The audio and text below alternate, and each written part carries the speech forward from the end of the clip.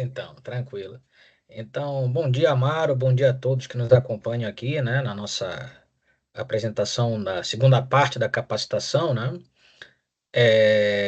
A ideia hoje, tá, como o Amaro já deu uma pequena introdução, vai ser mostrar para vocês, tá, duas formas de aplicação da metodologia francesa, tá? Uma pelo método mais tradicional, né, que é o que está previsto em manual, né? E o outro pelo escopo que a gente está aplicando no nosso TED, que é justamente já a parte mais científica, mais aplicada, levando em conta a parte de viscoelasticidade linear, né, no domínio dinâmico, conforme foi explicado lá na primeira parte da capacitação. Então, eu peço desculpas àqueles que estão assistindo só a aula de hoje, tá? Porque muitas das coisas que a gente vai tratar hoje durante a aplicação já foram faladas, né, o porquê de cada situação lá na primeira parte da capacitação. Então, quem está chegando apenas hoje pode ficar um pouquinho perdido. Mas aí o Amaro certamente gravou, né, a parte da primeira aula da capacitação. E aí eu peço que depois vocês recuperem essa gravação para poder, talvez, se não compreenderem todo o escopo do que foi explicado hoje, né, recuperarem a gravação da primeira parte para poder entender todo o escopo do processo, tá? Tá? É, Breno, só, Amaro, Opa, vai lá. eu vou botar o link aqui no chat, e aí, para quem já quiser colocar, e no final da aula eu já pego as duas, quando eu já pegar a segunda aula, eu já junto tudo e mando no e-mail para todo mundo também. Perfeito, tranquilo. Tá? E aí, quando eu terminar aqui de mostrar alguma dessas situações aqui de escopo de cálculos aqui, né? A gente abre para as perguntas, né? E aí eu só depois vou iniciar com uma pergunta que ficou pendente da primeira capacitação, lá da primeira parte da capacitação, que era uma pergunta relacionada a custos, né, da metodologia. Mas aí vamos deixar para responder as perguntas todas no momento da finalização aqui, né? Bom, só para relembrar, tá, o nosso TED aqui, o 702/2020, né, ele faz parte, né, do escopo, tá, da análise do comportamento viscoelástico linear de misturas asfálticas submetidas a carregamento dinâmico. E por isso, né, eu vou mostrar hoje, como eu tinha falado ainda agora, duas formas de utilizar o cálculo da metodologia francesa, sendo que o primeiro, tá, vai ser baseado numa condição tradicional, elástica linear, né, e carregamento estacionário, que é o que está previsto em manual, né, de maneira originária. E vão trabalhar no segundo método, tá? No segundo, digamos, no segundo exemplo, né, de dimensionamento, que aplica o escopo também da metodologia francesa, mas ligada à viscoelasticidade linear em carga dinâmica. Então, para isso também eu queria amarrar algumas coisas aqui conforme a gente fez na primeira parte da capacitação. É óbvio que, como se trata de um método de dimensionamento, existem diversas possibilidades de solução. Só que o que é que nós estamos direcionando aqui nesses exemplos de cálculo que eu vou apresentar para vocês? Basicamente, tá? Uma plataforma de fundação já constituída. Quem fez a primeira parte lá entende o que é a plataforma nesse momento, né? Tá? Essa plataforma está constituída, determinado o módulo de rigidez dela, tá? E a partir dali a gente vai colocar as propriedades dos materiais asfálticos, né? Para constituir as camadas asfálticas, tá? E testar, obviamente, né? Como é que se comporta esse material mecanicamente a partir das solicitações de tráfego. Tá? Essa que é a ideia da coisa, ou seja, nós vamos trabalhar com soluções de dimensionamento que priorizam o uso de camadas asfálticas na solução, tá? Partindo de uma plataforma de fundação já muito bem constituída e consolidada conforme a metodologia francesa. Então, já para adiantar, tá? Soluções que englobem, tá? A questão de brita graduada simples, BGTC, essas coisas todas, não vão ser tratadas, tá? Porque não é o escopo do nosso TED. O escopo do nosso TED é trabalhar em cima de soluções para tráfego bastante elevado, canalizado, muito intenso, tá? E dentro do escopo da metodologia francesa, esses materiais não entram mais como materiais, tá, preferenciais de uso, tá? Conforme já foi dito na primeira parte da capacitação. Então, são essas coisas que eu queria deixar amarrado desde já, tá? Para que não haja qualquer questionamento do porquê que não tem exemplo de cálculo com outros tipos de soluções de trabalho, tá? Apesar de que elas são possíveis, mas muito disso já foi explicado também na primeira capacitação, tá bom? Na primeira etapa, melhor dizendo.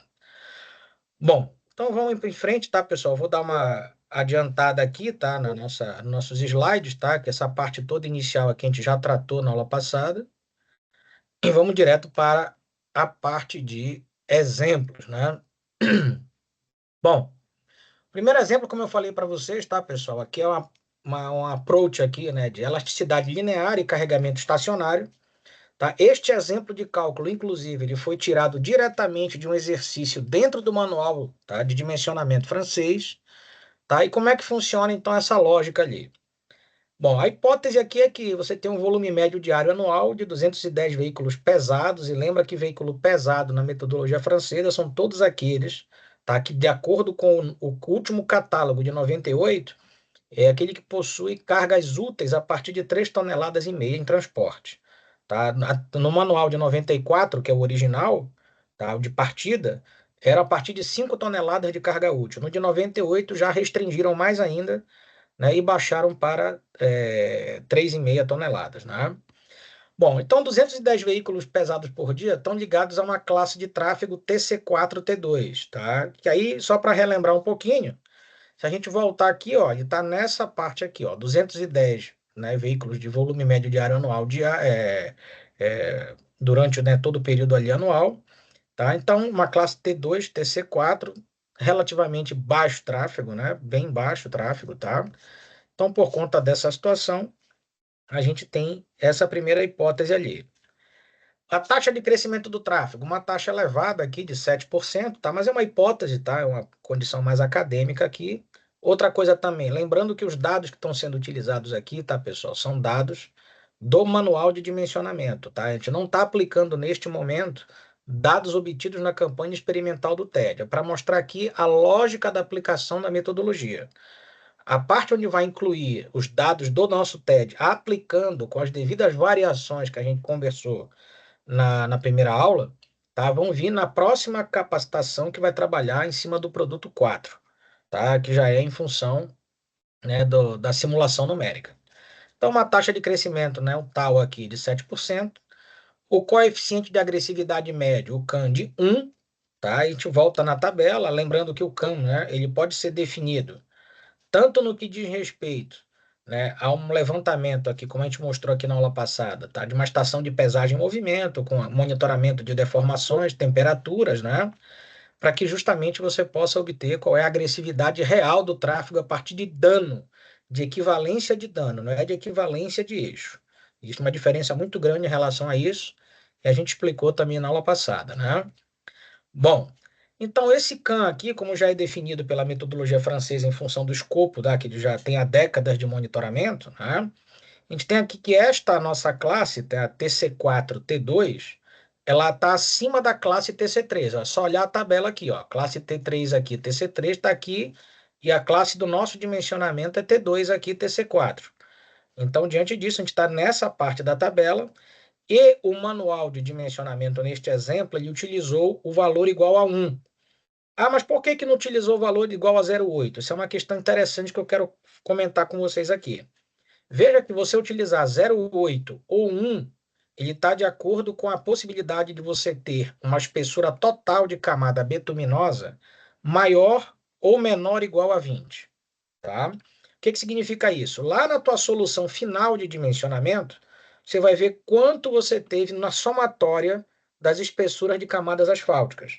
Se for maior do que 20 a solução final, tá? O CAN a ser utilizado e considerado permanece 1, por exemplo, se você utilizar na partida 1. Se tiver dado menor do que 20, você tem que retornar e fazer esse cálculo, tá? Para fazer o ajuste desse cálculo para comparativo de deformação admissível.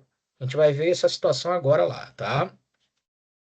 Então, voltando aqui, opa, a gente tem lá que o número equivalente de eixo padrão, com base no eixo de 130 kN, né, 13 toneladas, que é o eixo padrão francês, eixo simples de roda dupla, né?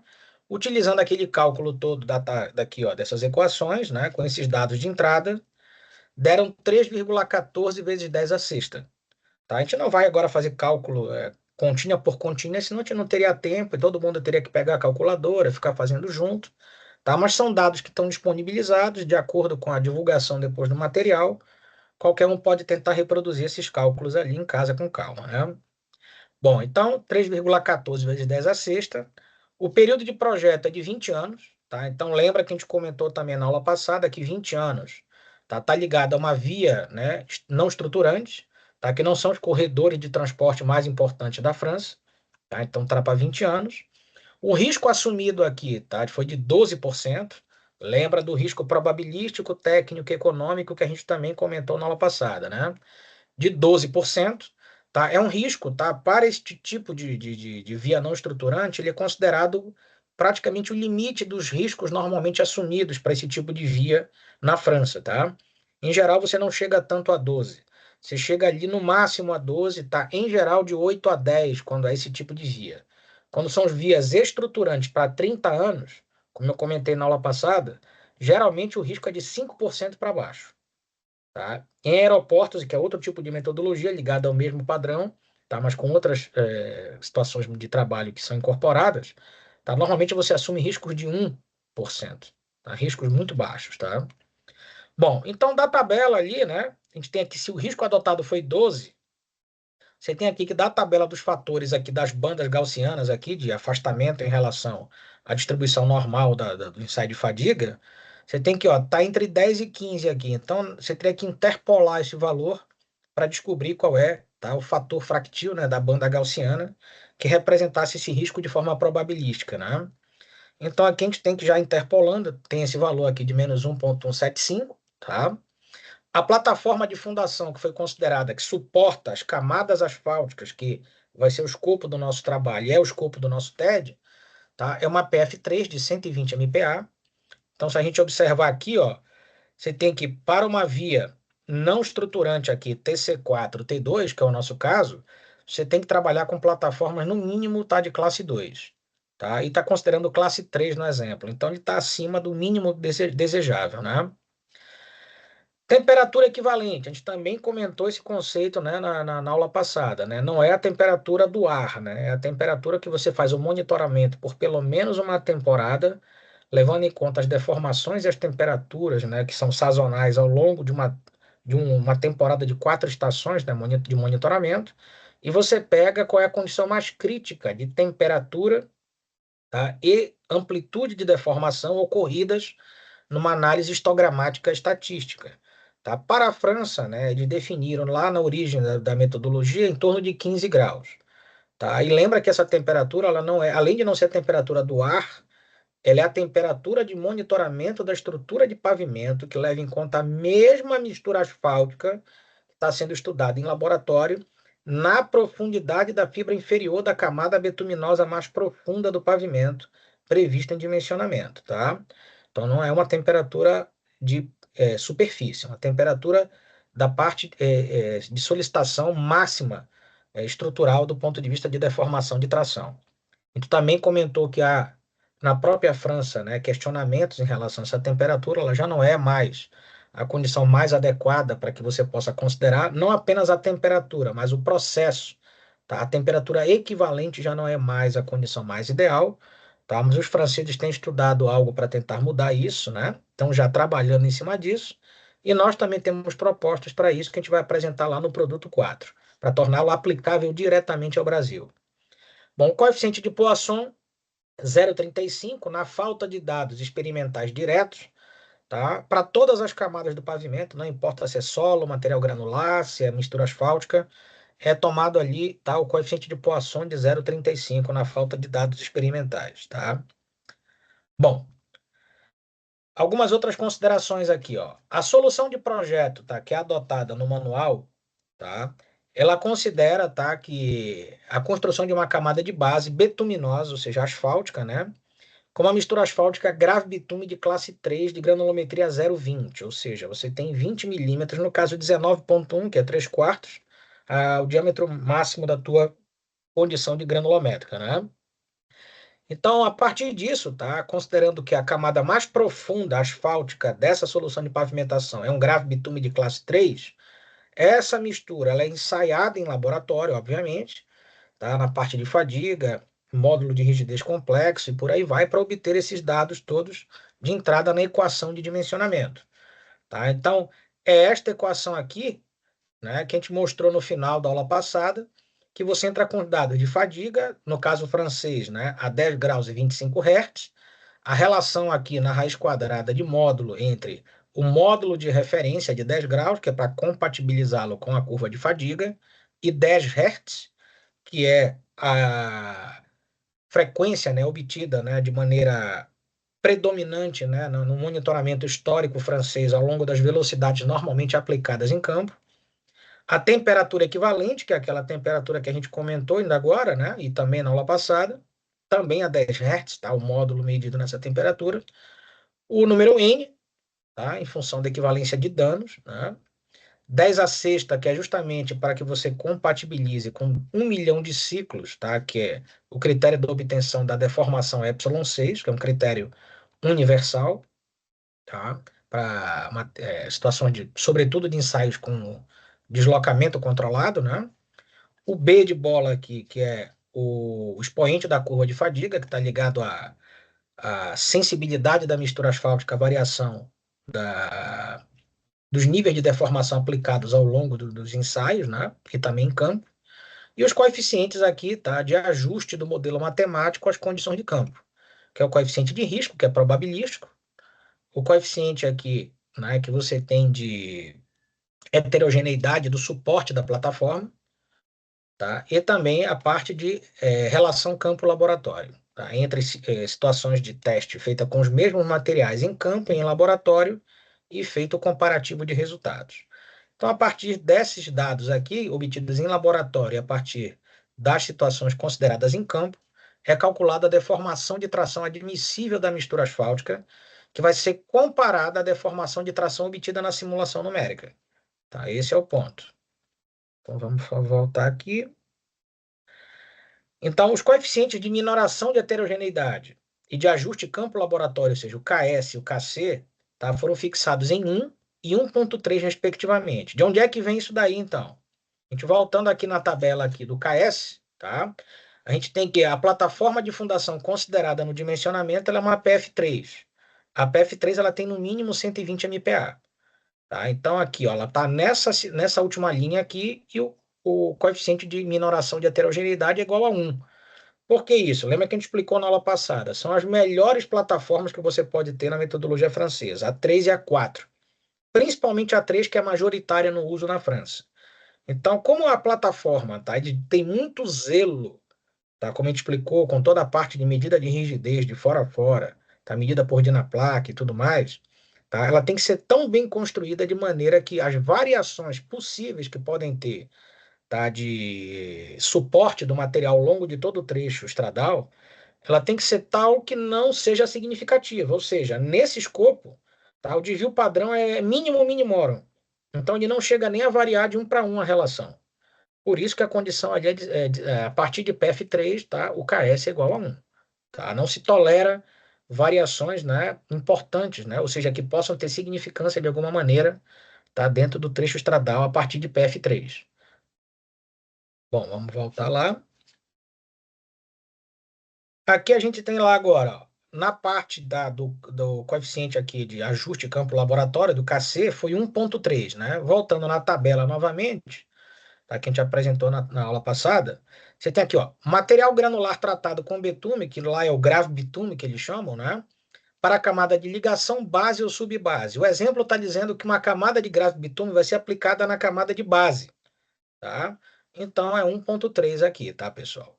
Então, essa que seria a condição aqui de trabalho. Ou seja, ele pode estar nessas condições ali, ter um desvio entre o comportamento mecânico que ocorre em campo e o comportamento aferido em laboratório de até 30%. De até 30%.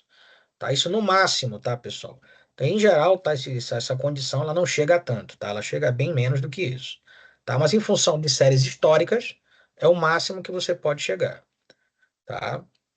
Bom, em função do número de eixos aqui, né, que foi 3,14 vezes 10 a sexta, a deformação admissível no topo da plataforma de fundação, de compressão, né, tá, para um pavimento aqui, tá, submetido a uma classe de tráfego TC4, T2+, tá, é de 433 vezes 10 a menos 6 microdeformações. Tá? Da onde é que vem isso? Desta equação aqui de cima, aqui, ó, que a gente mostrou na aula passada. Então, na falta de dados relacionados à análise de deformação permanente do material diretamente, a França dispõe dessas equações, tá?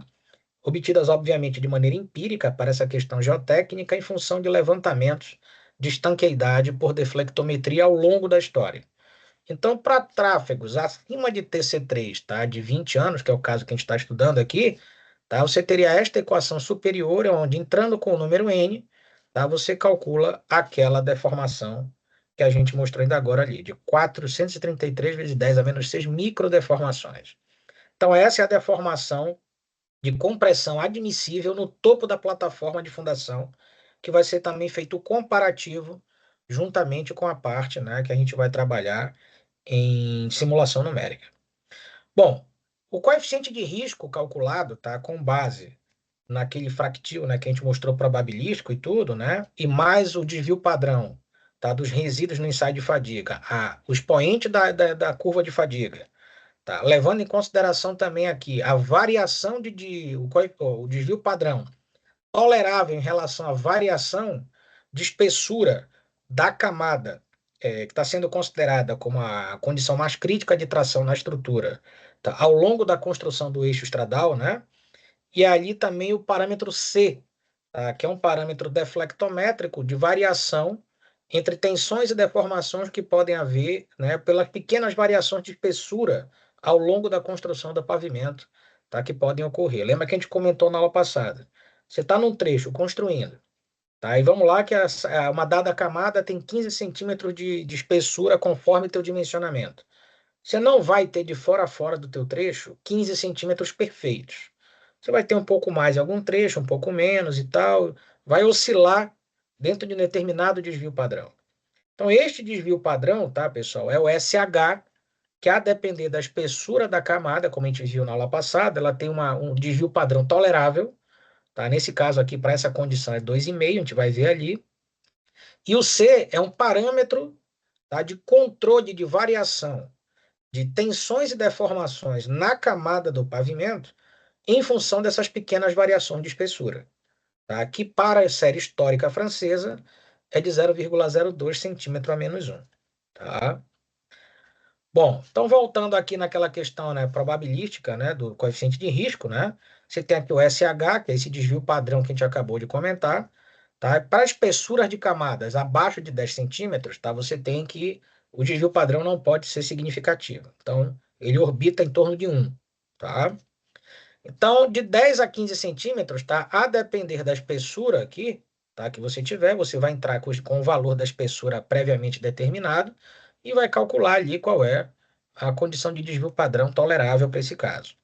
A partir de 15 centímetros, você tem a tolerância de 2,5, tá? Centímetros de, como é que a gente pode dizer, de desvio padrão, ok?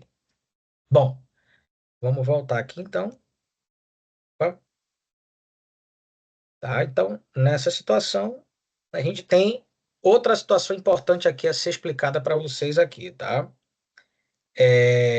Dentro de uma condição tradicional de dimensionamento francês, tá? Utilizando lá elasticidade linear, carregamento estacionário, tá? A metodologia originalmente foi concebida para uma área de contato elíptica, né? Circular, né? Uma aproximação circular, tá? Que tanto o raio na direção A e B, tá? Ele possui 0,125 metros aqui, tá? Porém, o que que acontece?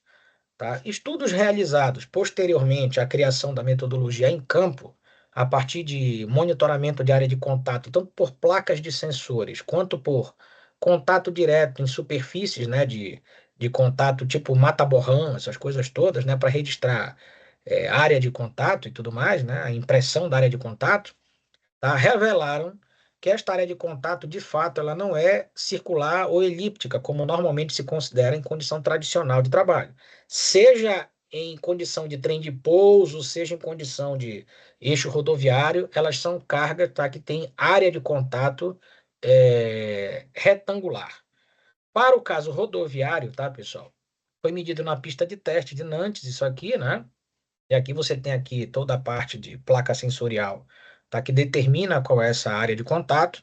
Então, ela é uma área retangular, tá? Então, essa área aqui do primeiro desenho que a gente vê, tá? E aí, claro, se você transportar isso aqui, essa é a direção do tráfego aqui, Se você virar, né, se virar isso aqui para uma condição de eixo X, como se encontra essa figura, você vai ter que a parte aqui, ó, da, da porção A axissimétrica é de 0,20 metros.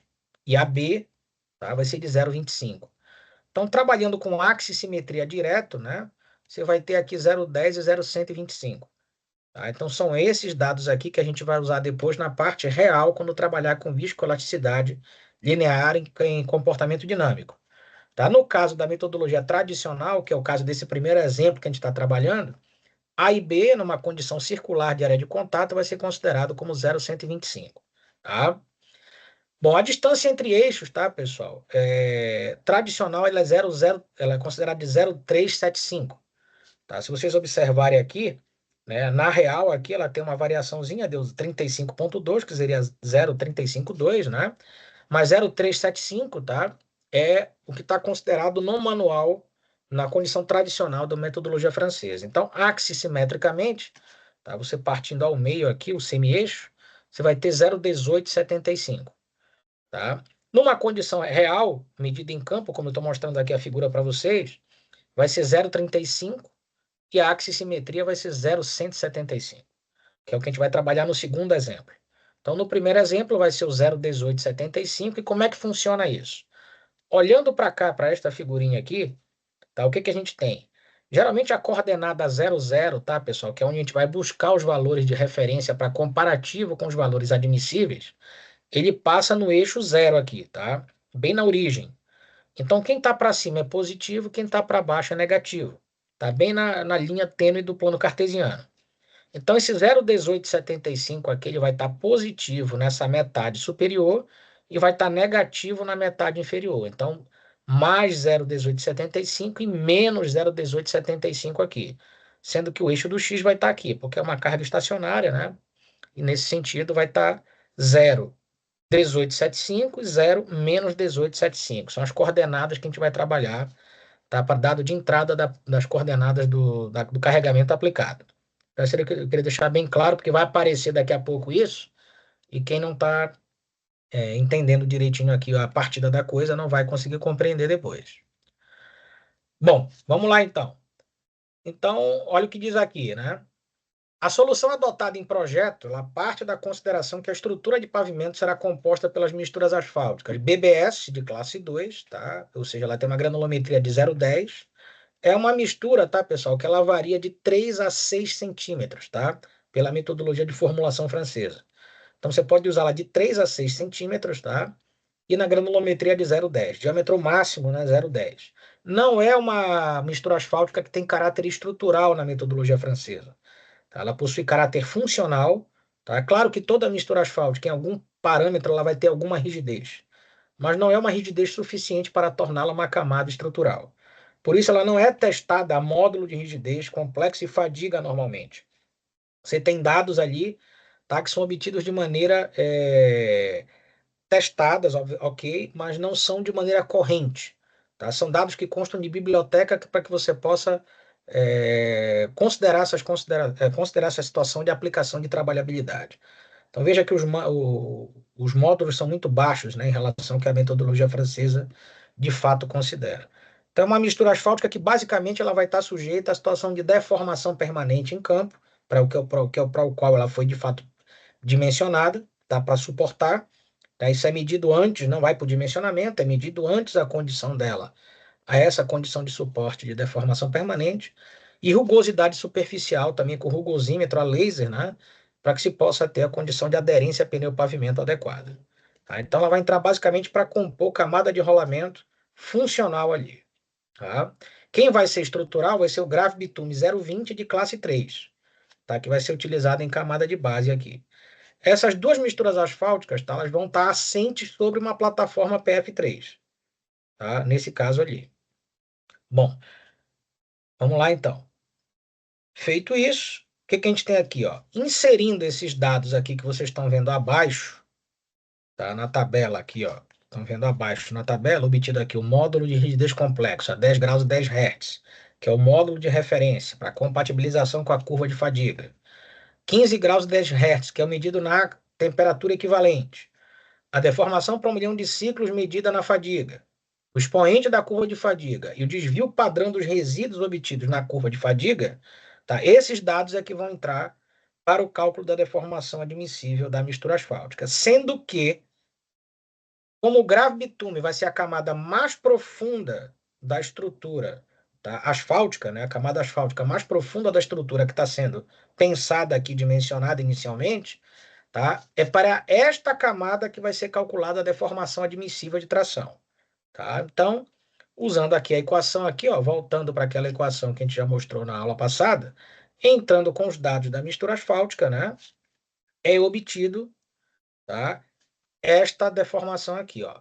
86 vezes 10 a menos 6 microdeformações é a deformação admissível, tá, do grave bitume solicitado, tá, a uma dada condição de tráfego. Ok? Para esse tráfego que foi considerado. Bom, vamos lá então agora. Aqui a gente tem que a estrutura de partida, tá, que vai ser considerada no dimensionamento é essa aqui, ó, uma plataforma PF3. Veja que a gente vai ter aqui o AR, que é o subleito propriamente dito, e uma camada de transição, e aí vem aquele parêntese que a gente já comentou também na aula passada. Esta camada de transição, tá, pessoal? Ela, no caso de uma plataforma de fundação, ela tem a função, tá, de garantir o quê? O aumento da capacidade de suporte, tá? Caso o teu subleito propriamente não permita uma utilização direta como plataforma de fundação, e também fazer um nivelamento, tá, de estanqueidade e de rigidez ao longo de toda a estrutura, tá? Para que justamente aquele teu KS, né, que a gente viu lá, o coeficiente de minoração de heterogeneidade, tá? Não seja de tal maneira que ele prejudique, né, a estanqueidade da rigidez da tua plataforma de fundação e gere deformações, né, de maior porte, pontuais que gerem reflexão de trincamento. Então, essa é uma das grandes sacadas da camada de transição. Além do que, né, ela trabalha com progressão modular, né, a partir do subleito, conforme as regras que a gente viu na aula passada, para poder chegar no topo da plataforma a rigidez mínima da categoria que ela exige. Ou seja, tá? Você tem, por exemplo, ali uma plataforma PF3, ela tem que ter no topo da plataforma, no mínimo, 120 MPa de rigidez, medida no Dynaplaque, tá? Então, para isso, tá? Se você tem, por exemplo, ali um subleito, tá? De 150 ou 50 MPa e tudo mais, você multiplica pelo coeficiente, tá? Do granular não tratado, se for o caso de você estar trabalhando com ele, né? Se for uma brita graduada não tratada, tá? Que é a GNT que a gente comentou. E se for um solo tratado com cal ou com cimento, que também é muito comum em camada de transição na França, você toma o módulo de rigidez dele, né, em laboratório, medido com triaxial dinâmico e tudo mais e tal, e considera esse módulo na tua camada, desde que ele seja, né, numa plataforma de chegada ali, pelo menos de 120 MPa na classe 3, tá? Tá? No caso da BGS, você também pode fazer uma análise triaxial dinâmica em laboratório e determinar o módulo sem aplicar a regra de multiplicação de coeficientes. Tá? A regra de multiplicação de coeficientes, tá, para granular não tratado é quando você não dispõe de dados triaxiais dinâmicos que possam ser aplicados diretamente, tá, no teu trabalho aqui. Bom, as espessuras que vocês estão vendo ali, tá, das camadas asfálticas, né, o grafo bitume na camada de base e a BBS na camada de rolamento, tá? No grafo bitume, tá, pessoal? É a mínima que você pode utilizar. Ela é de 8, tá, até 16 aqui, ó. Ela é de 8 até 16, tá? Então a gente vai começar com a espessura mínima e no caso da BBS, é a espessura máxima que ela pode ser utilizada. Tá? Então, ele considerou que ele vai partir do máximo da BBS, que é uma camada de rolamento, para garantir uma boa resistência à deformação permanente do material, e também vai partir do mínimo no grave bitume, que é para poder ver, né, questão de economia também ali, né? Ou seja, a camada mais cara da estrutura, né, e que está submetida a uma condição de tração, ele vai paulatinamente fazendo uma avaliação para ver como é que funciona, né, o comportamento dela. Bom, aí vamos dar uma interrompida aqui nesse momento e vamos partir aqui para uma. Opa, vamos partir aqui para uma simulaçãozinha aqui no Viscorroot. Deixa eu só pegar aqui que ele fugiu aqui, né? Tá, aqui, Viscorroot. Vamos abrir ele aqui, tá? E aí, como é que funciona, pessoal? O Viscorroot aqui, né? Você pode digitar a tua estrutura ou você pode ter uma estrutura já previamente armazenada, né? Obviamente, para facilitar o nosso trabalho aqui, eu já trouxe a estrutura, né, que está nesse problema aí já previamente aqui, já montada, mas aí cabe algumas explicações de como utilizar, né, o próprio Viscoroute, né? O Viscoroute é um programa, né, de dimensionamento francês, tá? E ele permite, tá, você trabalhar tanto com análise elástica linear quanto viscoelástica linear, neste caso para misturas asfálticas, né? Então, nessa situação, pessoal, aqui o primeiro problema que a gente está considerando é um problema completamente elástico linear, né? Aquele bem tradicionalzão, né? Com todas as camadas consideradas elásticas nos seus modos ali, né? E aí, com isso, tá? Você tem aqui o comportamento elástico aqui, ó. Você está vendo aqui nesse campo aqui em azul, comportamento elástico. Se eu quisesse trabalhar com viscoelasticidade linear para mistura asfáltica, ó, você tem aqui a opção viscoelástica. Mas vamos deixar para explorar isso no próximo exemplo, tá? Coeficiente de Poisson, como eu falei para vocês, para todas as camadas 0,35, conforme a especificação do manual, tá? Na falta de dados diretos de experimentais. Diferentemente do Medina, por exemplo, que você tem que entrar com a massa específica do material exata que você obteve para poder rodar direito o programa, tá? Neste caso aqui, não é necessário, tá? Ele é apenas um parâmetro da matriz de rigidez para não zerar a conta, para não dar erro na simulação. Então você pode entrar com qualquer valor, desde que seja minimamente ali considerável, né? Não vai entrar com 0,000 qualquer coisa lá, mas um valor minimamente considerável, tá? Para constar, para não zerar, mas não se preocupem que este valor não é levado em conta, tá? Na matriz de escalar, tá? Ele é só um valor para não zerar a conta. E aqui, nesse caso, você tem aqui o módulo de rigidez, né? Nesse caso aqui foram os módulos obtidos a 15 graus e 10 Hz, né? Conforme foi apresentado aqui, ó. Né? Aqui, ó, 15 graus e 10 Hz aqui, tá? Porque é o módulo obtido na temperatura equivalente, que é a considerada para dimensionamento na tradicional francês, né? E 120 MPa aqui, que é o mínimo do módulo considerado para uma plataforma PF3, tá? E aqui as espessuras de camada, né? Aqui começa com 006, né? Que é a BBS. Aqui você pode nominar a camada também, tá, pessoal? Digamos, se eu quisesse botar aqui BBS2, né? Que é o caso lá de granulometria 010, por exemplo, aqui, ó. E a outra aqui é um grave bitume classe 3 aqui, tá? Então você podia colocar aqui, bem aqui embaixo, uma PF3 também. Poderia nominar todas as camadas aqui sem qualquer problema, tá?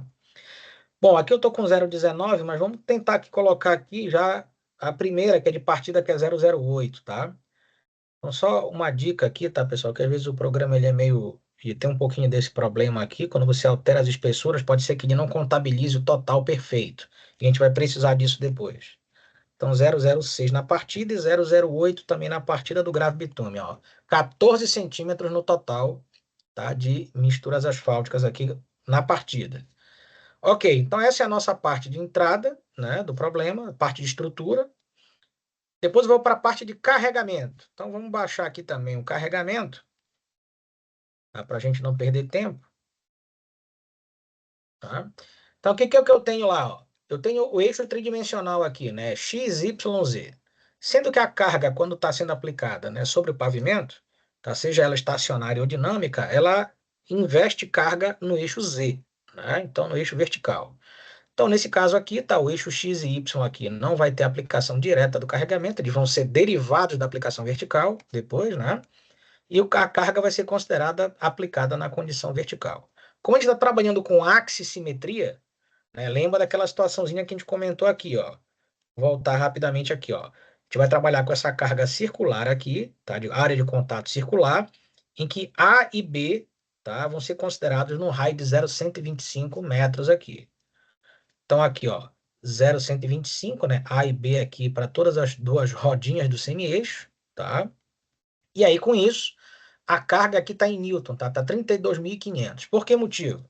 O eixo padrão francês, conforme enunciado, ele é de 130 quilonewtons. Então, 130 mil newtons, né? Como é uma axissimetria, eu divido isso por 2. Então, 130 por 2 vai dar 65 mil newtons. Como no semi-eixo vai ter uma roda dupla, eu divido esses 65 mil do semi-eixo por 2, que é a metade para cada roda. Então vai dar 32.500, tá? Então por isso está 32.500 em cada rodinha aqui. Então, no caso aqui das coordenadas aqui, pessoal, voltando também naquilo que a gente comentou ainda agora lá, né? A gente vai ter aqui, ó, na axissimetria aqui, metade para cá positiva, metade para baixo negativa, tá? Vai estar bem no eixo aqui, tá? A rodinha dupla aqui, ó, que você tá vendo aqui, ó, tá passando bem no eixo dela aqui, tá? O zero do plano cartesiano. Então, para cima positivo, para baixo negativo. Então, por isso, você tem aqui o zero, né? O x não vai mudar, porque está considerado no ponto zero lá do eixo cartesiano, tá? Mas para y você vai ter a parte positiva e a parte negativa dividindo ao meio, né? A distância entre rodas ali. Perfeito? Bom, esse é a entrada, dado de entrada do carregamento, tá? Ignore por hora aqui essa parte aqui de velocidade de carga, tá? Porque como a gente está trabalhando com a parte elástica linear, tá? Não entra, não ativa o regime de pseudo-permanência conforme a gente conversou também na aula passada para considerar carga dinâmica, tá? Ele só vai entrar quando você considerar a viscoelasticidade linear dentro do escopo da aplicação da mistura asfáltica. Então, voltando aqui um pouquinho na estrutura, o que que a gente tem como cota mais profunda da camada asfáltica na estrutura do pavimento? 14 centímetros, né? Então, aqui, ó, a gente vai ter os números de casos de observação, tá? A gente pode abrir vários casos aqui de análise aqui, ó, que você quiser. A gente vai trabalhar com dois, que são os dois principais do método, que é a deformação de tração na fibra inferior da camada asfáltica mais profunda do pavimento, e a deformação de compressão no topo da plataforma de fundação. Mas, pessoal, aqui, ó, se você considerar aqui, ó, tem diversas situações aqui de, como é que a gente pode dizer, de variáveis de análise. Tanto os deslocamentos aqui por deflexão, as deformações aqui tá no eixo X, Y e Z, né, as amplitudes, as deformações de cisalhamento, né, nos eixos híbridos aqui, as tensões aqui, né, nos planos principais aqui, X, Y, Z, e as tensões de cisalhamento também.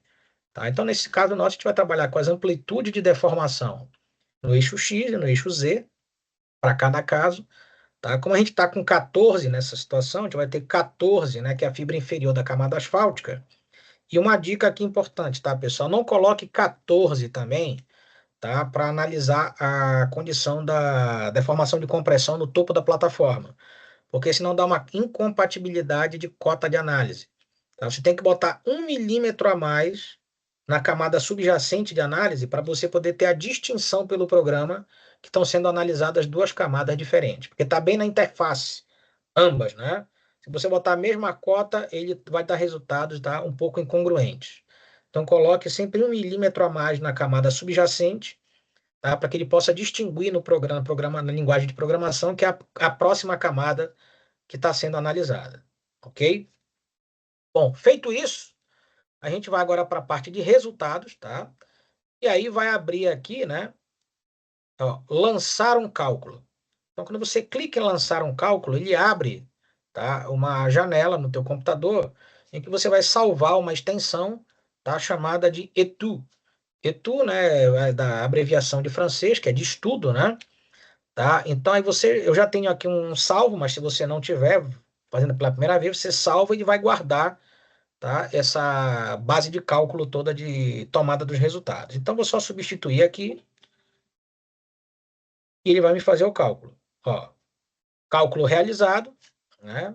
A gente vai explicar muito bem, tá? Só fazendo um spoiler aqui, a gente vai explicar muito bem o que está por trás do ViscoRoot, que é muito importante que as pessoas que trabalham com programa de dimensionamento entendam o que está por trás do programa, para que não sejam mero digitadores e que não confiem cegamente em tudo que sai de resultado. Você só pode confiar naquilo que você entende que está por trás. Então, na capacitação 5, que o Amaro vai definir aí como é que vai ser ano que vem, a gente vai explicar o que está por trás do ViscoRoot, tá? Como é que ele processa todos esses dados que em segundos aqui ele calcula. Tá? Então, tem toda uma teoria por trás disso, bem importante, que é interessante você entender para ganhar confiança na metodologia e entender que ela é científica. Tá? Então, vamos lá. Já foi feito o cálculo, né? Então, a gente vai agora abrir os dados. Ó, ele abre a malha de elementos finitos aqui, toda que foi determinada, né? Isso tudo a gente vai explicar na capacitação 5, como é que funciona. E aqui estão as cotas de análise, ó, o 0,14, tá? Que foi a cota, né, de análise na fibra inferior da camada asfáltica, e aquela de 1 milímetro a mais, que é o topo da plataforma de fundação. Então, a gente vai começar aqui com a parte da da fibra inferior aqui da camada asfáltica, né, no eixo X, tá, pessoal? Por quê? É no eixo que você vai solicitar o pavimento, né? A carga desloca-se, né, no espaço e no tempo no eixo X. Ela aplica carregamento no eixo vertical, mas ela se desloca no eixo X, tá? Então a gente vai aplicar aqui no eixo X. E aí lembra que a gente comentou, né? A coordenada que a gente vai buscar aqui é a 00. Ela está bem na origem da distribuição do plano cartesiano, ó. 00 aqui, ó, tanto em x quanto em y. Tá? Você faz um match aqui do par ordenado das coordenadas e vai chegar aqui em qual é a microdeformação aqui no eixo x, ó. Então, no caso tá aqui tá 169, né? Vamos ver aqui, ó. Vamos voltar lá no probleminha lá. Olha aqui, ó. Tá, ó. Porque eu tô usando 8, né? Eu nem cheguei porque é tão baixo o 8, tá? Que tá muito. Nem chega aqui, ó. Tá dando 169, enquanto que o meu admissível é de 86, ó. Então eu tô muito distante da condição ideal de aplicabilidade dessa camada. Então 8, tá? A gente já viu que não é o melhor parâmetro, né? Vamos só verificar agora aqui, tá? Na parte aqui, ó, de compressão sobre a plataforma de fundação. Vamos buscar aqui a coordenada 00. 546. O valor está negativo porque é compressão, tá, pessoal? É a convenção do programa. Positivo tração, negativo compressão, tá? 546 está dando ali, ó. E olha só quanto é que é lá, 433. Então, em todos os dois parâmetros, eu estou muito abaixo da condição ideal. Então, eu preciso aumentar essa estrutura, né, de espessura. O que que vai se fazendo normalmente nesses casos? Você mantém a camada de rolamento, que não é estrutural, mantém a camada em 6 centímetros, e vamos variando a espessura da camada estrutural aqui, né, que pode ir até 16 nesse caso, conforme o método ali. Tá? Então, já, obviamente, adiantando a conversa para a gente não perder tanto tempo, a gente chegando aqui na de 18, né? Tá? Volta aqui, ó. Ele é um programa bem fácil de você trabalhar. Você só aquela. Não é necessariamente tá, que sempre tem que fazer apagar tudo, tá, pessoal? Mas é uma questão mais de prudência, tá? Para não ficar perdendo tempo. Então, aqui, ó, 18 aqui. Então, a gente chegou a 24 no total.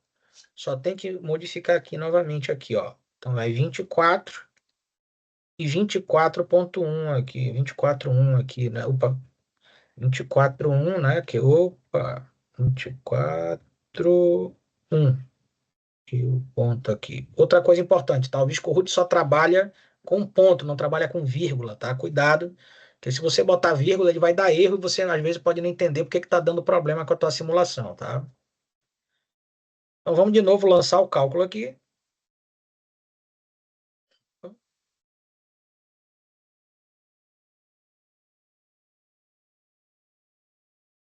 Ah, travou aqui, será? O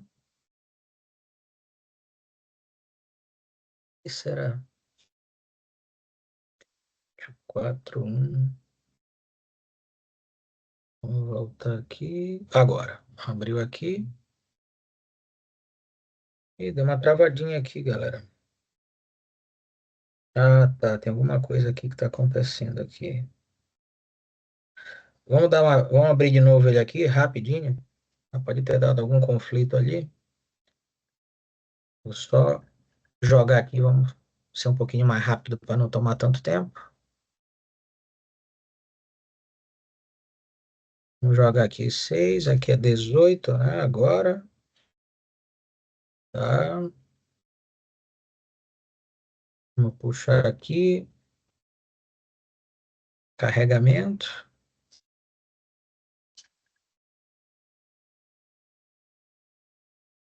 24. 24.1. Vamos lá, tomara que dê certo aqui agora. Isso. Ó, calculou. Vamos abrir agora aqui novamente. Aí, ó, agora em 24 aqui, né?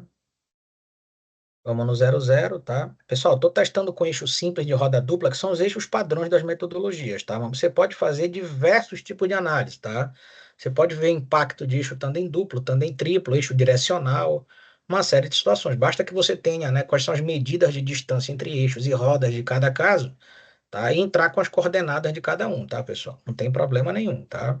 Só estou aplicando o padrão aqui, que é para a gente poder ter o que normalmente é trabalhado. 85, né? Tá? Da camada asfáltica. E vamos ver a outra aqui. 262. Então vamos aqui comparar aqui, ó. 85 e 262, que a gente acabou de conferir. Então está abaixo daqui do admissível, né? Tanto na parte de tração da camada asfáltica quanto da plataforma de fundação. Eu ainda fiz com 19, dá mais baixo ainda, claro, né? Mas com 18 já passa. Então essa camada aqui ela pula de 8 para 18. Então seria 6 mais 18 aqui embaixo. Só que o que que eu acabei de dizer para vocês, né? Que, ó, pela norma francesa, tá, de formulação, uma GB3 de 0,20 de granometria, ela só pode chegar a 16, então 18 estoura. Então essa solução de 6 e 18 não vai dar certo, não vai se aplicar. E aí o que que o manual coloca ali então? Ó, optou-se então pela execução de uma estrutura composta por uma camada delgada de rolamento, né? Ele pegou agora, adicionou uma camada de rolamento, uma BBM, que é uma mistura muito delgada, tá? Onde ela vai no máximo a 5 centímetros, tá? De espessura, ela vai de 3 a 5 centímetros de espessura. Ele considerou 4 centímetros ali, uma camada funcional, obviamente, ela não é estrutural. Colocou a camada de BBS anterior de 6 centímetros como camada de ligação, tá? Já funcionando com 6 centímetros ali, manteve a espessura dela, tá? E aí, claro, pegou e foi testando de 8 novamente até o máximo que pôde dar, né, a espessura da camada de gravibitume de 0,20. Aí foi fazendo as simulações, conforme a gente mostrou ainda agora, e chegou na condição de 15 centímetros, ou seja, está abaixo dos 16 máximos que ela pode utilizar. Então, beleza. Então, pode ser aplicada essa solução nesse caso. Então, você teria ali uma camada de rolamento, tá, de 4 centímetros, uma camada de ligação de 6 centímetros e uma camada, né, de base estrutural, né, de 15 centímetros ali para poder tocar, tá? Então, nesse caso, a camada de ligação ela já assume função estrutural também, tá? Então, nessa condição, ela já entra no jogo da condição estrutural, né, para poder fazer essa composição. Então, diante disso, aqui a gente teve que, com 15, ó, dar tanto na parte de tração quanto na parte de compressão da plataforma, valores abaixo do que está sendo considerado como valores admissíveis, né? Seria para este caso aqui, tá? A solução aplicada considerando aquele escopo que eu comentei para vocês, tá? Utilizando somente camadas betuminosas, né? Acima da plataforma de fundação. Aí vem um questionamento, mas professor, o senhor falou na aula passada que para este tipo de tráfego aí, né, que é considerado de baixo a médio ali, né, na metodologia francesa, daria para utilizar para vias não estruturantes na camada de subbase um granular não tratado. Daria, daria. Eu poderia tentar compor, tá? Eu poderia tentar compor, se eu quisesse aqui, por exemplo, ó, nessa estrutura de partida, eu poderia ter colocado uma camada de subbase em granular não tratado, tá? De uma classe 3 ou de uma classe 2, por exemplo, dependendo da plataforma, tá? Então, nesse caso, o que que aconteceria? Eu teria que pegar aquela brita que eu estou considerando lá, tá? Para um tráfego mediano, normalmente você vai utilizar uma brita de classe 3. E aí, com isso, eu multiplicaria o valor modular, né, daqui do topo da minha plataforma por 3 para determinar o valor do granular não tratado na camada de subbase. Ou, tá, preferencialmente, eu teria os valores medidos triaxialmente, né, dinâmicos, né, para considerar esse módulo direto, tá, nessa progressão modular, desde que ele apresentasse o mínimo da condição da progressão de multiplicação. Porém, como eu falei para vocês, tá, esse é um tipo de tráfego que ele não é tão pesado, tá? Então, essas condições aqui, tá, de grave bitume com o BBSG, aquela composição que foi feita com camada de ligação, te dão uma estrutura muito mais potente do ponto de vista mecânico, tá? E excluem qualquer possibilidade de maiores deformações por um material que tem menor resistência à tração, como um granular não tratado.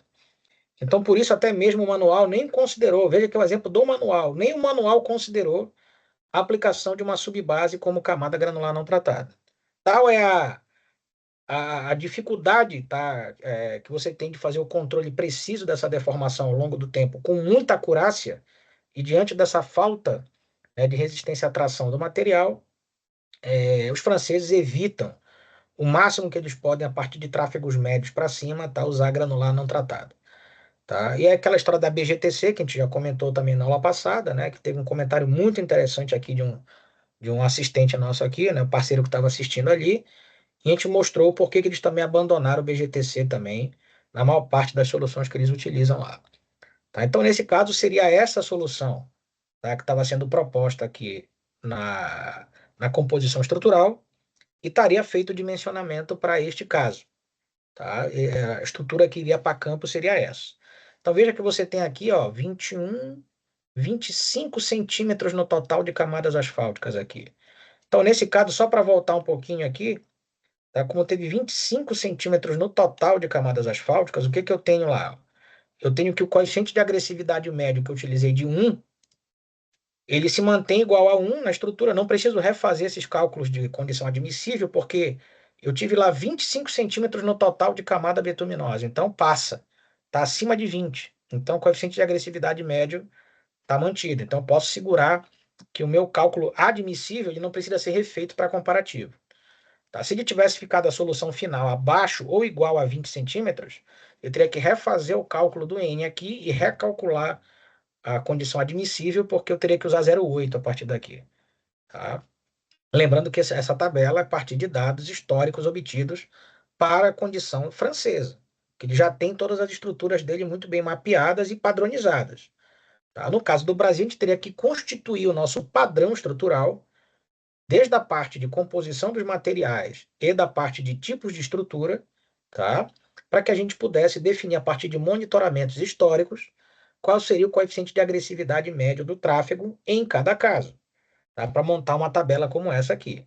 Então, uma tabela como essa aqui é engraçada, é que nem aquelas defesas de mestrado e doutorado, que o cara mostra às vezes uma tabelinha dessa aqui, o cara diz, ah, mas é tão simples, né? Isso aí tão fácil de obter. Isso aqui é uma série histórica de quase 70 anos, pessoal, tá? Para chegar nesse padrão de desenvolvimento. Então, a gente teria que ter, claro, todo um arcabouço, né, de monitoramento de estrutura de pavimento para poder chegar nos nossos indicadores, né? Mas tem como a gente abreviar esse tempo em função do aprendizado histórico que a gente pode ter com eles, né? Bom, vamos voltar aqui, tá? Agora para o exemplo 2, tá, pessoal? O exemplo 2 agora, tá? Esse foi um exemplo que eu criei, inclusive, tá? Ele não está no manual, tá? A partir das teorias, né, que a gente tem de viscoelasticidade linear e carregamento dinâmico, também prevista no arcabouço, tá, da metodologia francesa, só que não correntemente aplicadas, elas são mais na parte de pesquisa. Então, é por isso que a gente está, de fato, querendo aplicar esta condição para o método brasileiro, para que a gente dê um salto muito grande de qualidade. Tá? Tem que dar um salto de qualidade que fique mais acurado o nosso dimensionamento. Tá? Levando em conta, é claro, um arcabouço de ensaios dinâmicos corretos que tenham baixo distanciamento na relação campo-laboratório. Tá? Então, todos esses dados só são possíveis de serem utilizados diretamente se todos os teus ensaios que você fez antes para poder gerar os dados de entrada tiverem confiabilidade científica, ou seja, relação campo-laboratório muito próxima. Né? Bom, nesse caso, o que que a gente tem aqui? Um volume médio anual, tá? Diário anual de 1.200 veículos pesados. Ó, então, uma classe TC6 T0. Ó. Se a gente voltar para cá, já estamos em classes de tráfego intenso para a metodologia francesa. Da T0 para cima, são considerados já tráfegos mais intensos, tá? Então, 1.200 estaria bem no meio aqui, ó. Tá? T0 aqui, ok? Aí tem gente que, quem está ligado no que eu estou falando aqui, em volume médio diário anual e tal, deve estar pensando, meu Deus, cara, são muito baixos esses volumes médio diários anuais. Para você ver o tamanho da restrição da metodologia francesa para aplicar soluções com materiais granulares não tratados ou outro tipo de material nas camadas estruturais do pavimento. Porque se a gente pegar a nossa 101 aqui, e a 280, que eu peguei o número N outro dia dela aqui, que está sendo duplicada aqui em Santa Catarina, ela está com N de 10 oitava aqui já. Então você não pode trabalhar com granular não tratado e macadame seco, pessoal, numa solução dessa. Porque aí o que a gente vê, em 6 meses está tudo trincado. Tá? Então, por isso que a França ela pega volumes médios diários anuais, tá? Que para nós aqui, como é um país, também tem outra coisa, outro escopo importante que é bom entender. Esses volumes médios diários anuais são de veículos pesados trafegando sobre rodovias para o escopo francês. O que que é o escopo francês? É o escopo europeu de infraestrutura. Você tem países multimodais. A gente não tem um país saturado de caminhão enfiado dentro da rodovia, porque a gente não tem multimodalidade. A gente não tem trem, A gente não tem uma cabotagem suficiente, não tem uma hidrovia suficiente, e os caras lá têm, entendeu? Então, muito do que circularia em rodovia está circulando em trem, está circulando em hidrovia, está circulando de outras formas. E está tirando carga da rodovia. Então, quando optaram lá nos anos 50, lá, o Kubitschek lá optou por fazer um país monomodal, ele bancou a conta para nós aqui hoje em dia, né? Porque quem paga o pato é a geração atual aí que está vendo rodovia saturada, arrebentada, com pouco respeito ou quase nenhuma lei da balança, né? E por isso não dura os nossos pavimentos. Mas além disso, também tem o nosso método de formulação e dimensionamento que são pífios tecnicamente atual, né? Então, por isso, a gente tem que ponderar essas situações. São volumes médios diários anuais baixos para a realidade brasileira, que está saturada na rodovia, e só depende dela. Para o escopo europeu, isso aqui está dentro do contexto da multimodalidade deles, entendeu? Então, para o nosso caso, a gente está praticamente nas nossas BRs aqui, todo no TC8 para cima, aqui, ó. Está tudo a partir de 5.000, a maior parte dos casos aí, tá? Por conta disso. Então, nessa situação, pessoal, o que a gente tem lá? 1.200 T0, né? Tá? Taxa de crescimento do tráfego, 3%, tá? Ao ano ali. Coeficiente de agressividade médio, também 1 na partida, tá? Considerando essa situação ali já de espessura total de camada betuminosa igual a 20, né? Ou acima de 20, né? Número equivalente do eixo padrão, com base nas equações aqui, né? Com os dados de entrada todos ali do problema. A gente vai lá, 2,08 vezes 10 a sétima, já não é um N baixo, né? Já é um N bastante forte. Período de projeto inicial, 30 anos, é uma via estruturante. Tá? São vias projetadas para pelo menos 30 anos de duração. Olha o risco como baixou lá. No primeiro problema, que era uma via não estruturante, com 12%, baixou para 5%. Tá? O U, para 5% aqui, né?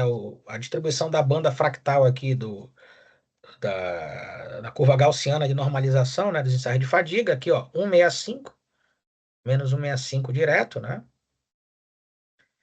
A plataforma de suporte é uma PF3, tá? 120 MPa também, tá? Temperatura equivalente 15 e o Poisson 0,35, né? Situações de praxe da metodologia francesa, né? Bom, e aí a gente já entra numa outra seara, tá, pessoal? A gente tem aqui o quê? O modelo do Etz-Sayeg, o modelo reológico do Etz-Sayeg, né? Então, diante disso aqui, só relembrando aqui, né? Da aula passada, a gente tem ó, o modelo de constituição do Etz-Sayeg, aqui o plano Colli-Colli, né? Que é a evolução reológica da mistura asfáltica e toda a distribuição das variáveis do modelo, tá? Que constituem essa condição em paralelo dele aqui. Tá? A equação aqui também obtida no ponto temporal, né? Que depois ela é extrapolada para o domínio, tá? Da convolução espacial. A gente deu uma palhinha sobre isso na aula passada e vai aprofundar bastante sobre isso lá na capacitação 5 que diz respeito ao comportamento dinâmico, né, do material. Tá? Então, a partir dali, pessoal, eu tenho que determinar todos esses parâmetros do modelo reológico do Etz-Sayeg, porque é ele que vai descrever reologicamente a mistura asfáltica no dimensionamento. Então, olha essa tabelinha aqui de baixo. Todas essas variáveis aqui, ó, esses parâmetros aqui são obtidos a partir de simulação numérica com um programa chamado Viscoanalyse, que é essa telinha que vocês estão vendo aqui, tá no programa. Então, só para olhar um pouquinho aqui, ó, volta aqui, ó, tá vendo aqui o plano Colli-Colli aqui, da evolução reológica do material, tá? Eu vou reproduzir os dados experimentais, que são essas bolinhas aqui, que vocês estão vendo, tá? Das misturas asfálticas, que eu vou considerar no dimensionamento, e vou fazer o quê? Um match, né? Ou seja, um comparativo, né? Um ajuste do modelo reológico aos meus dados experimentais, o mais próximo possível que eu conseguir. E a partir dali você determina os parâmetros viscoelásticos lineares do material para a aplicação da carga dinâmica. Tá? Então, vou só dar uma palhinha aqui como é que se utiliza o programa, a gente não vai perder tanto tempo com isso, tá? Porque a gente teria que ficar parando bastante para poder fazer todas as. Vou voltar aqui. Vamos pegar aqui. Pá. Ó, essa é a tela aqui do programa inicial. Eu vou puxar aqui, por exemplo. Para este, só uma outra coisa importante, tá? Vocês estão vendo aqui, ó, que eu tenho tanto o grave bitume de 0,20, quanto uma mistura de módulo elevado 0,20 também. Para este exemplo aqui, só didaticamente falando, tá? Lembra que isso aqui não são dados obtidos do nosso TED, tá? Inclusive aqui foi obtido aqui, tá? Do ponto de vista aqui de um trabalho do Quinteiro, tá? Uma tese de doutorado defendida em 2016, tá? Já fez parte do nosso grupo lá do professor Leto na época, né? E a gente pegou só para efeito didático, trouxe lá os dados experimentais da mistura asfáltica dele, para poder montar essa análise aqui para vocês, tá? Lá no produto 4, tá? Que a gente vai apresentar em algum momento aqui ano que vem, tá? A gente vai trazer os dados experimentais diretos do nosso TED com várias condições de cenários comparativos, inclusive comparando com o próprio Medina, tá? Bom, então aqui a gente vai ter que, né, nesse exemplo especificamente, tá? De uma forma didática, foi considerado o grafo bitume de classe 3, tá? De granulometria 0,20, como a camada mais profunda betuminosa a ser utilizada na estrutura. Então vai ter uma camada de rolamento, tá? Vai ter a camada de base, que vai ser uma mistura de módulo elevado, e a camada de subbase, que vai ser um grave bitume. Tá? Vai ser assim que vai ser, assente sobre uma PF3. Então, como aqui, tá? É o grave bitume aqui, que é a camada mais inferior, tá? Vamos só fazer uma simulação para os dados do grave bitume, porque a lógica depois é a mesma para o módulo elevado, tá? Então, vamos aqui. Vou pegar aqui e vamos puxar os dados. Vamos só puxar aqui, ó. Tá? É um arquivo TXT. Pessoal, não vou entrar muito em detalhe na operação do programa, tá? E no final das explicações aqui, eu vou dar uma dica para quem quiser se aprofundar nesses conhecimentos de mexer nos softwares e tudo mais. Há uma disciplina que a gente leciona, tá? No programa de pós-graduação em Florianópolis, né? Que ela tem sido ofertada de forma online, né? E quem tiver interesse pode se inscrever para a próxima rodada que vai ter, tá? Então aqui eu vou pegar aqui o gráfico, né? Os dados experimentais. Então aqui eu vou dar uma continuidade aqui. Aqui basicamente, tá, pessoal? Só para mostrar rapidinho para vocês aqui, ó. Eu tenho uma normalização dos dados aqui em regressão. Veja que a aderência dos pontos experimentais está muito boa, que mostra que teve uma boa homogeneidade da amostragem, né? Aqui eu tenho um G' de partida aqui pela teoria do meio contínuo, tá? Se você fizer o comparativo de análise reológica do ligante da mistura asfáltica com a mistura asfáltica, há uma aproximação, não é diretamente, de 3 vezes o valor do G', tá?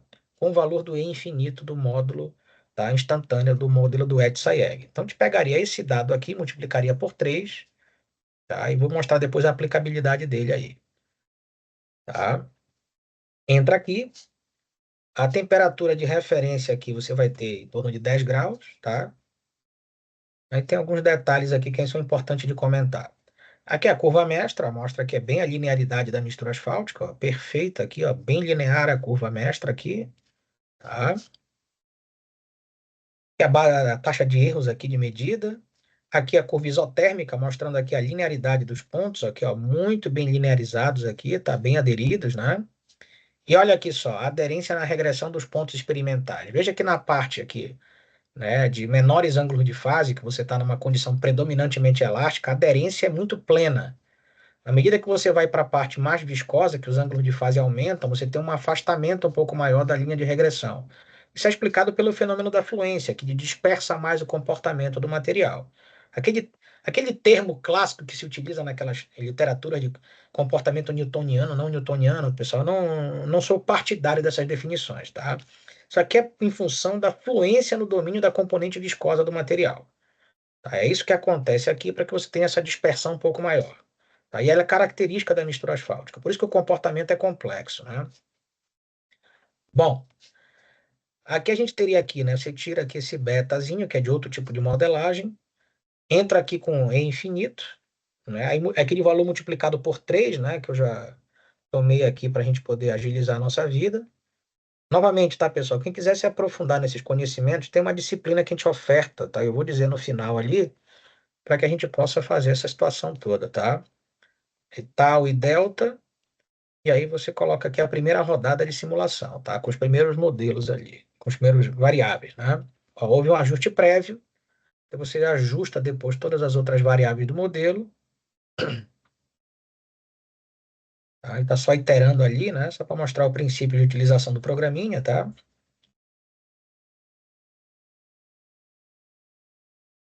Já está iterando ali. Enquanto ele estiver piscando ali, é porque ele está iterando, né? Está buscando o melhor ajuste. Veja que aqui, ó, ele já consegue fazer um ajuste muito bem feito aqui, né? E aqui, por fim, tá, pessoal, que são os vetores escalares da função de relaxação, né? Então, ó, olha como está se ajustando aqui embaixo, ó. Tá? Tá se ajustando aqui, tá? Que é a sensibilidade da variação do comportamento reológico com a variação da temperatura do material. Então, aqui estão as condições aqui dos vetores escalares aqui. Então, no final, o que que a gente tem aqui, ó? Como é que funciona? Nesta coluna da esquerda aqui, que vocês estão vendo, estão os dados do parâmetro do modelo do Edge-Sayeg. Exclui o beta, tá? O beta não entra nessa modelagem, por isso ele não está marcado aqui. Os demais parâmetros estão todos aqui. São parâmetros de partida. Por que que eu digo de partida? Porque a verdadeira análise do ajuste fino você faz graficamente, ó. Então você vem aqui no plano colhe-colhe, ó. Você vê que, ó, aqui nessa parte aqui do delta e na parte do amortecedor desse lado mais viscoso, você vê que está precisando fazer um ajuste fino do comportamento. Tá? E aqui também, né, você tem aqui um ajuste que pode ser melhorado, nessa parte aqui do E infinito. Então, com base nisso, como é que funciona essa lógica? Você pega aqui, ó, a análise estatística do programa mostra aqui que na coluna da direita aqui, existe um intervalo estatístico possível de variação dos valores de partida. Que ao você alterar dentro desses limites, você não altera o comportamento reológico do material, tá? De maneira que ele perca as características reais dele. Então, ele te permite, tá, trabalhar com intervalos de ajuste dos valores de partida dentro desse intervalo especificado aqui. Então você pode ir fazendo ajustes, tá? Para obter a melhor condição, né, de sobreposição do modelo matemático aos dados experimentais. E aí você define quais são os parâmetros da reologia do material do comportamento viscoelástico linear. Bom, feito isso, tá, pessoal? Já obviamente que já foi tudo adiantado aqui, né? A gente tem, ó, tanto para o grave bitume quanto para o módulo elevado, aqui os melhores ajustes aqui que foram possíveis, né, dentro dessa situação. E aqui, claro, na coluna da esquerda, já com os ajustes feitos aqui, em cada caso, estão os parâmetros que constam aqui nessa tabela aqui de baixo. E são esses valores do modelo reológico do Edge-Sayeg que você pode aplicar, né, lá no módulo viscoelástico linear do ViscoRoot, do programa de dimensionamento. E aí, ao aplicar a função viscoelástica linear e entrar com estes dados, ele ativa a função do regime de pseudopermanência que está embutida na programação do programa, e ele vai fazer com que você tenha uma avaliação, né, do comportamento dinâmico da solicitação do pavimento a uma dada situação de temperatura, né? Ou seja, a frequência e temperatura vão estar envolvidas na tua análise. Se torna muito mais acurada a tua análise, tá? Já de diversas simulações feitas não só pelo nosso grupo de pesquisa, como pelo pessoal da França, tá? Quando você faz análises elásticas lineares tradicionais e viscoelásticas lineares, há diferenças, tá? Em alguns casos significativa, tá? Da condição de solução, principalmente quando se trata de pavimento flexível. Lembra da aula passada que não é o mesmo conceito de pavimento flexível genérico que a gente utiliza no Brasil, tá? Existe pavimento flexível e pavimento espesso. Em pavimentos flexíveis, principalmente, tá? A diferença entre viscoelasticidade linear e elasticidade linear, elas te dão diferenças importantes em muitos cálculos, tá?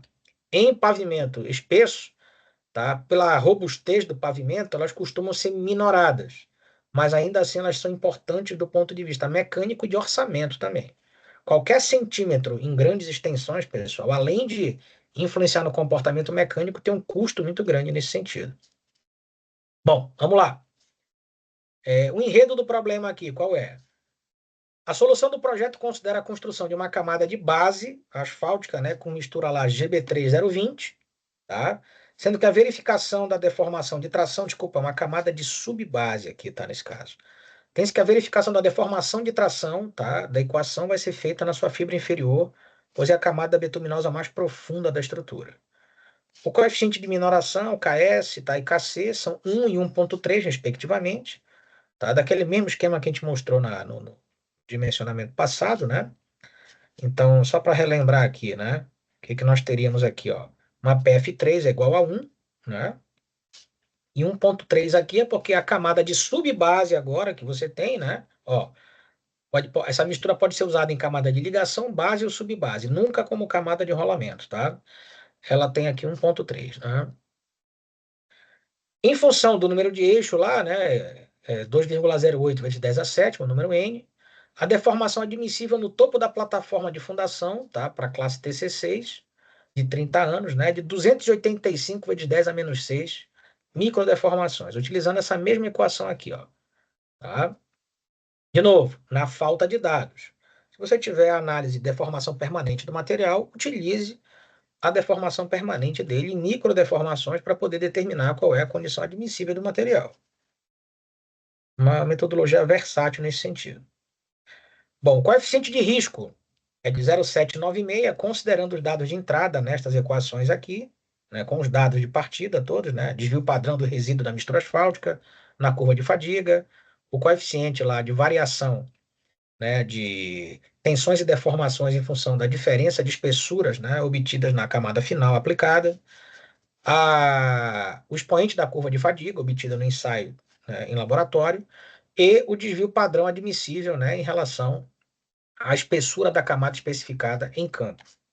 Tá? Bom, feito isso, o que que a gente tem lá?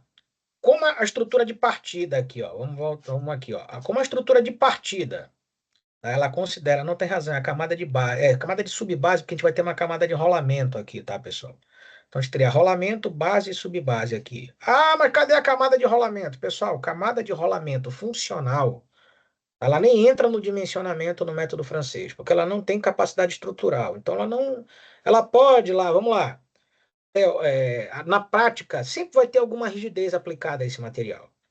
Mas para efeito estrutural é considerado desprezível, tá? Então ele não entra como camada de rolamento na estrutura que está sendo dimensionada. Ele vai entrar na parte executiva, mas não na parte do dimensionamento propriamente dito. Então, camadas muito delgadas, muito esbeltas, elas não entram nessa condição. Por isso só está ali essa parte, tá, de 7, 8, tomando em conta que isso aqui já é um tráfego T0. Tráfego intenso é um pavimento espesso aqui. Isso aqui não é um pavimento flexível pela metodologia francesa, tá? Pra vocês terem uma ideia, só a partida dele, tá? Você chega ali a 15 centímetros de composição de camada, tá? Então, nesse sentido, não é considerado um pavimento, né, flexível. Bom, então vai ser essa camada de gravibitume aqui, tá? Que está considerada na subbase, que vai ser trabalhada para o cálculo dos valores admissíveis, né? Então, a gente tem 106 aqui vezes 10 a menos 6, utilizando esta equação aqui, né? Para poder obter o valor da tração admissível. Tá? E aqui estão os dados obtidos em módulo complexo e fadiga, né? Então, aqui os valores aqui, ó. Veja os valores de módulo trabalhados aqui, ó.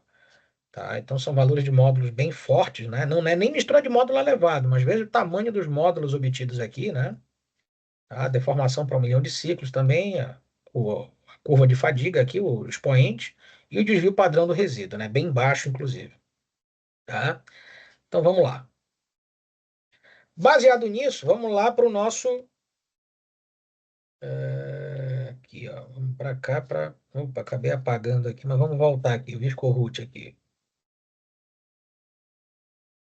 Tá, então tá aqui o Viscorroot.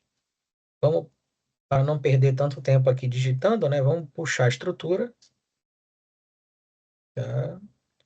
Olha aqui, ó. Veja aqui o que é interessante, ó. Veja que nessa situação agora eu já estou com o módulo viscoelástico aqui ativado, ó. E aí ele abre toda essa segunda parte aqui, ó, que está ligado aos parâmetros do modelo do ETSAEG que a gente mostrou ainda agora e que a gente obteve os dados lá no Viscoanalise, né, da parte reológica, de descrição reológica do modelo. Diante disso, pessoal, só tem que tomar cuidado com uma coisinha aqui, tá? Porque o módulo E0, ele vai ser colocado aqui nessa parte do programa, tá? E o módulo E infinito do modelo, ele vai ser colocado aonde você colocaria o módulo elástico lá na análise tradicional. Tá? Então, só tomar cuidado que aqui seria o módulo E infinito. E aqui seria o módulo E0, tá? Então, ó, só para ter uma ideia aqui, ó.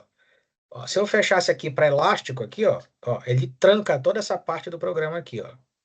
Aí ele consideraria esse como o módulo elástico do material direto, tá? Quando eu estou trabalhando com viscoelasticidade linear, eu abro toda essa parte do modelo, tá? Para poder trabalhar.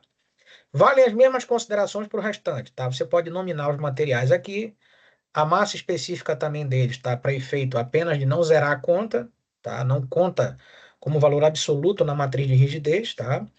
Coeficiente de Poisson na falta de dados, 0,35 para todas as camadas, tá? 120 MPa de PF3, né? E aqui os valores de módulo obtidos a 15 graus e 10 Hz, tá? Que é a questão da temperatura equivalente do método francês. Então tá aqui, ó, a temperatura aqui, ó, de 15 graus sendo considerada aqui.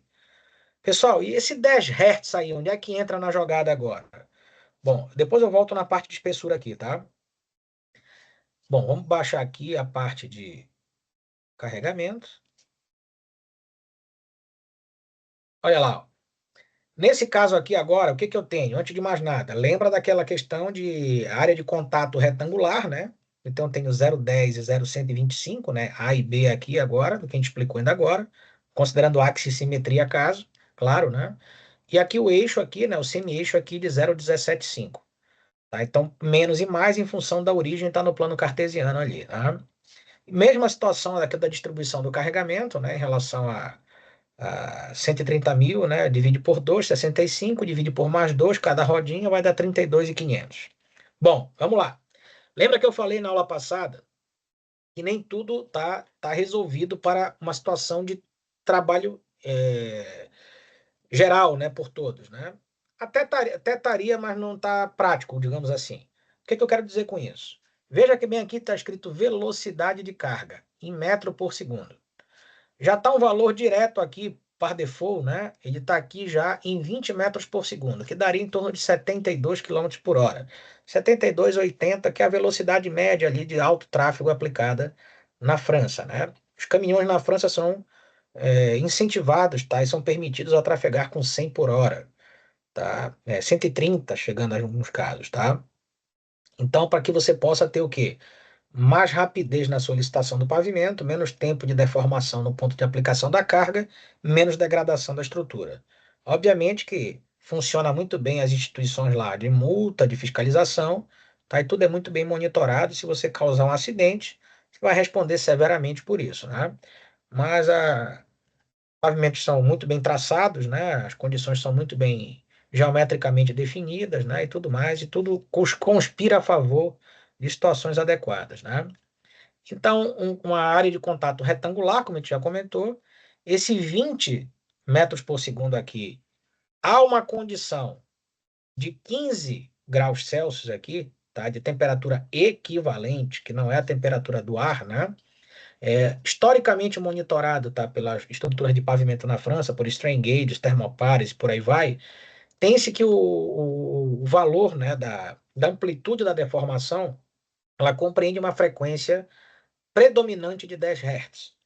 Tá? Então, por isso que 20 metros por segundo a 15 graus Celsius, tá, historicamente monitorado na França, te dá uma frequência em torno de 10 Hz do sinal de saída. Mas e aí, se eu quiser fazer uma variação frequencial, se eu quiser aumentar a velocidade ou diminuir a velocidade, você pode. Você edita aqui a velocidade, digita o valor que você quiser, só que na saída dos dados, tá, você não vai ter uma correspondência direta com 10 Hz. Você teria que pegar, eu vou mostrar daqui a pouco, você teria que pegar a amplitude, o sinal da amplitude de saída lá e fazer uma depuração por série de Fourier para poder descobrir qual é a frequência correspondente. Tá? Então, isso aí é uma outra coisa que o nosso grupo também já está trabalhando em cima para fazer uma linha de programação para que a gente possa, ao variar velocidades, em função também de variação de temperatura, a gente possa ter como dado de saída direta a frequência correspondente. Tá? Isso aí são cenas do próximo capítulo, né, que a gente vai tentar aplicar em outras situações de trabalho aí, né, que a gente espera que continue depois. Bom, vamos lá. Dito isso, tá, pessoal? Vamos lá para a parte de resultados, né? Só que antes disso, a gente tem aqui a estrutura de partida, né? A estrutura de partida é 8-7 aqui, né? Então, só para voltar aqui um pouquinho, né? Tem aqui, vamos apagar aqui. Então, seria, vou ver aqui para não confundir, essa é 7 na parte superior, né? Então, 7 e 8. Então daria 15, claro. Ó, que já tá até aqui já. 15 e 15, cuidado com aquele milímetrozinho lá que tem que colocar, né? Então vamos largar o resultado aqui. Você pode usar o mesmo motor de cálculo ali, você só vai atualizando ele, tá, pessoal? Ó, foi feito o cálculo. É incrível, né? Como a matemática e a técnica de programação são fantásticas, né? Você viu ali que menos de 2 segundos ali calculou, né? Só que por trás disso tem uma teoria muito bonita, muito robusta matemática, que, de novo, lá na capacitação 5 a gente vai explicar isso para vocês, tá? Parece que é bem simples, né? Mas não é tão assim, não. Então vamos lá. Vamos lá para o 00, né? Que é a nossa origem que a gente colocou as coordenadas, né? Aqui, ó. 114, né? E o outro aqui está dando conta no Z aqui, né? No topo da plataforma. Aqui a gente teria 388. Então, 114, 388. Olha só. 114 está acima de 106, né? E 388 está bem acima de 285. Então, o 8, obviamente, não ia dar nunca, né? Tá? Então, nesse caso, vamos ter que prosseguir com esse dimensionamento. Bom, fazendo essas mesmas simulações, tá, pessoal, ali, aumentando, tá, a camada aqui, que a gente tem de 8, chegando até 12, né, na camada aqui de graviditume, a gente consegue bater a condição admissível da estrutura aqui. Então, você está abaixo nos dois casos, mas tem uma coisa bem interessante aqui. Veja que com 11 centímetros aqui na camada de graviditume, eu consegui atender a deformação de tração. Eu estou bem abaixo aqui, ó, da deformação de tração admissível. Mas a minha deformação de compressão no topo da plataforma ainda não vence. Ela está acima da admissível lá. Então, pessoal, não tem essa história de atender só a deformação de tração da mistura asfáltica mais profunda. Você tem que atender também a deformação de compressão no topo do subleito em conjunto. Não dá para aprovar uma parte e deixar a outra descoberta. Então, por isso que teve que aumentar, tá, a espessura da camada, ainda que ela já tivesse atendido a deformação de tração, tá, para poder ela ter uma robustez maior e impedir que a intensidade da compressão aplicada sobre a plataforma gerasse uma deformação permanente capaz de refletir trincamento depois, né? Então, com isso, com 12 centímetros a gente consegue chegar. Tá? E aí a estrutura final dimensionada seria essa aqui, né? 12 mais 7 aqui, né? Que a gente teria de trabalho, tá? Que daria 21 centímetros aqui. Algumas considerações importantes. Se deu 21 centímetros aqui, tá, pessoal? O que que eu teria que fazer a priori? Voltar aqui, ó. Cadê? Aqui, ó. Tá vendo meu can aqui? Olha lá, ó. Deu 20. Opa, deu 21 aqui. Não, nesse caso, então tá correto. Mas, enfim, vou explicar o que eu ia falar. 8 e 7 vai dar. Não, 12 e 7. Não, tá correto, vai dar 19 aqui, né? Vai dar 19 aqui. Tá certo, então, o raciocínio, tá? Se vai dar 19, tá, pessoal? O que que vai acontecer aqui, ó? Eu tô menor ou igual a 20. Então, eu teria que usar um can de 0,8 e não um can de 1, como eu tinha utilizado, ó. O que que eu teria que fazer nesse caso aqui? Na real, se fosse real a coisa. Eu teria que recalcular o n, considerando aqui o 0,8 e não 1, tá? E aí, obviamente, eu teria que acabar recalculando também, né, essa situação aqui, ó. Essa deformação de tração admissível. Por quê? Porque eu vou mexer no n aqui, né? Ó, teria o n aqui, o novo n aqui sendo trabalhado, tá, em função do outro can, ia dar uma diferença nesse valor, tá? Então, eu não mexeria a princípio, na minha estrutura agora final, só se eu precisasse ver que ao longo de toda a análise houve uma modificação importante. Eu poderia reduzir ou aumentar a espessura, né? Mas aí você recalcula aqui e faz os comparativos agora de novo com os valores que você teve lá das tuas simulações, tá? Então isso é bem importante. Se você tiver uma estrutura finalmente dimensionada, tá, que não bata o valor do CAM, tá, em relação a mais ou menos a espessura do conjunto das camadas bituminosas, é necessário recalcular os valores admissíveis da mistura asfáltica, tá? E acaba também da plataforma, porque vai entrar o número N lá. Então, recalcula os valores admissíveis e recompara eles com a evolução aqui do teu dimensionamento que você realizou, tá? Para ver se tem que fazer algum ajuste ou não de camadas novamente. Tá? Esse é o primeiro ponto. O segundo ponto é o seguinte, foi o que eu comentei ainda agora. Lembra que o ViscoRoute está programado já para que você utilize a velocidade de 20 metros por segundo a 15 graus. Tá? Diante dessa situação, você tem como é que a gente chama? Uma frequência, tá? Em torno de 10 Hz, conforme o monitoramento histórico deles lá. Só que eu posso variar no ViscoRoute temperatura e velocidade também, tá? Que ele vai me dar resultados da mesma maneira. Só que aí, nesse caso, eu teria que pegar e fazer uma avaliação, tá? Por uma série de Fourier, né? Dos meus ramos de amplitude de deformação, para poder fazer a conversão para a frequência, tá? Para que eu pudesse saber qual é a frequência exata correspondente que está ocorrendo naquela análise. E aí sim eu posso ter, né, qual é a correspondência exata com aquilo que eu estou testando em relação a frequências. Tá? Até para poder pegar o módulo adequado de cada uma delas, tá? Para poder considerar. Então, diante disso, tá, pessoal, dá um certo trabalhinho quando você altera da condição padrão, mas a matemática te permite resolver essa questão. Agora, é óbvio, como eu falei para vocês, o nosso grupo de pesquisa está trabalhando em cima para criar uma interface para que a gente possa obter a frequência diretamente ao variar frequência e velocidade e temperatura, para não ter que ficar tendo esse trabalho de ficar aplicando série de Fourier de maneira mais manual, tá? Enfim.